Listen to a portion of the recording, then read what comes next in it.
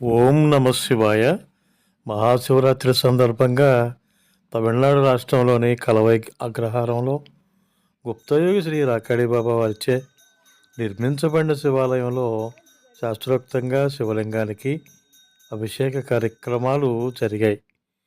శివాలయం నిర్మాణ సమయంలో శ్రీ రాకాడి బాబా వారి ఆదేశానుసారం వారి ఏకైక శిష్యుడైన మహద్గురు శ్రీ పూర్ణానంద స్వామీజీ ఆర్థిక సహకారాన్ని అందించారు.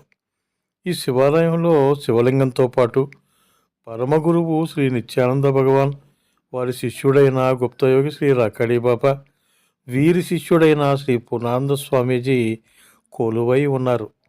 ఇక్కడ నిత్యం పూజలు జరగటం, భక్తులు పాల్గొనటం అనాదిగా వస్తోంది.